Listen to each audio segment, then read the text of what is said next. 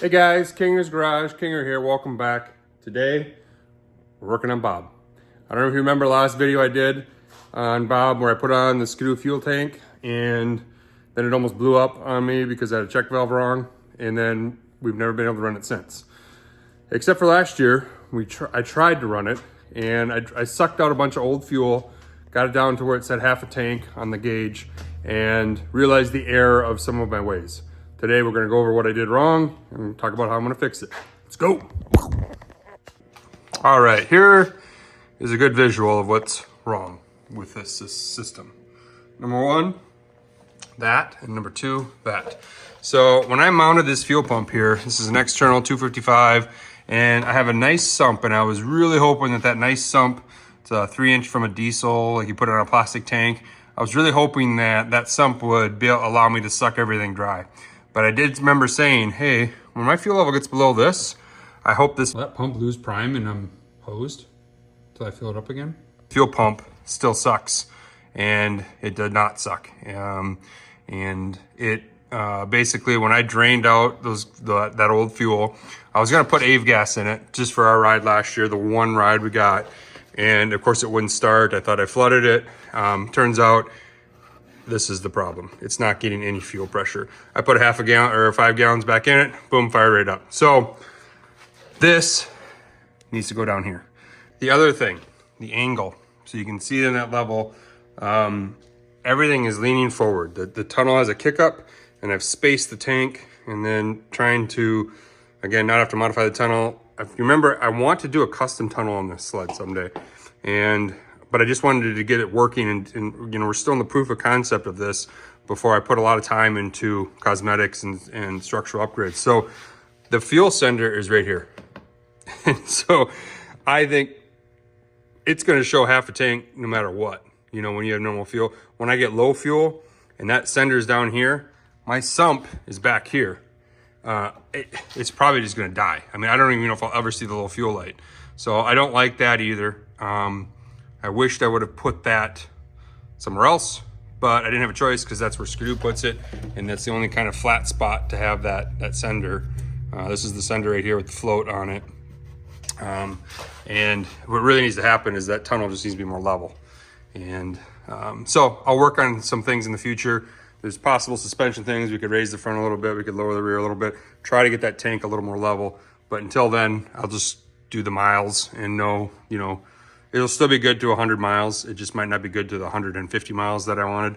It's somewhere in between there. It's probably gonna run out of fuel. And I know all I'll have to do is just push down on this, let the fuel come back into the sump, start it up again. And then as long as I'm going forward, the fuel will be sloshed back here, and it'll just kind of swirl in right over that sump. So, well, I guess there's a reason for everything. This was my input, what I call a pre-filter. So this comes out of the tank before going to the fuel pump, and look what just came out of it. It's shavings from the tank when I drilled the holes in it.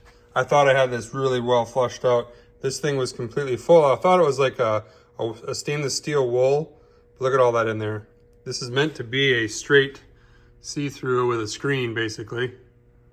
And wow, that could be a reason why it wasn't sucking, but I still think it needs to be relocated. But man, pre-filter probably saved my fuel pump and lots of problems. Look at all that debris.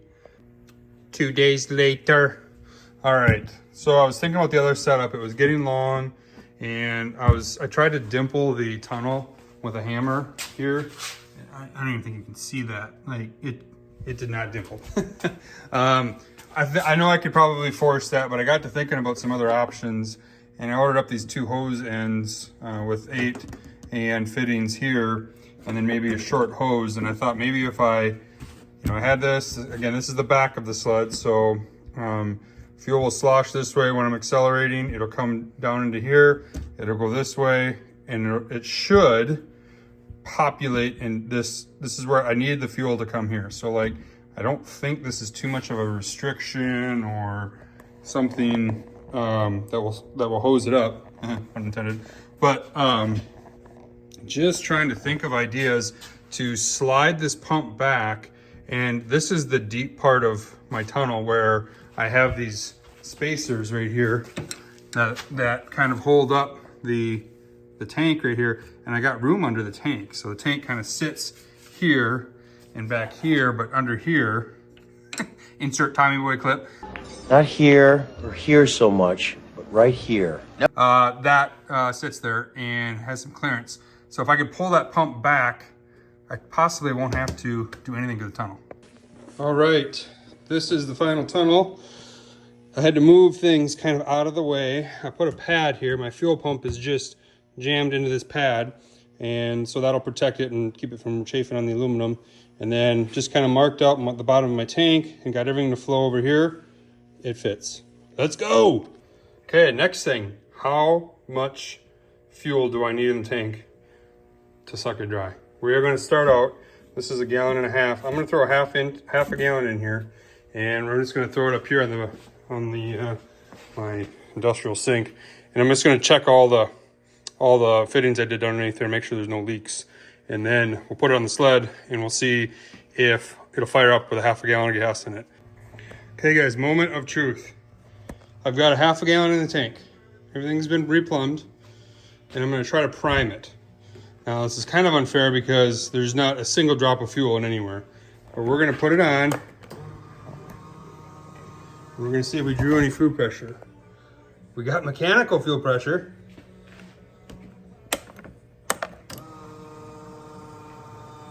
Look at that! It's sucking 1/2 gallon of fuel right now.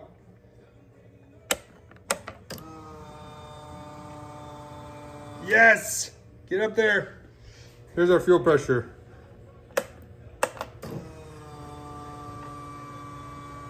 Oh, she might be tapped out. 30 PSI. It needs to be more like 45. Let me switch it around a little bit. Okay, after about 2 more gallons, we're finally getting what we need here. So that means that this is a 13.5 gallon tank. It took about 3.5 before it would register here. I think driving, going back and forth, filling up that sump and everything, I probably could eke out another gallon, maybe 1.5 gallons. That little snake does give me a little bit of headroom, you know, to where if I'm going up a hill and all the fuel goes back here, I got a little bit of gas that can suck before it would, you know, theoretically, you know, go dry before maybe I can get up the hill and then it comes back. And so not 100% of what I was hoping for. I was really hoping I could just suck this thing down to like 1/2 gallon or less. But, you know, this thing has got a weird tunnel shape. The Skidoo, of course, is not even made for this sled. So I'm trying to adapt that. So it's got a little bit of an angle back this way, or excuse me, this way.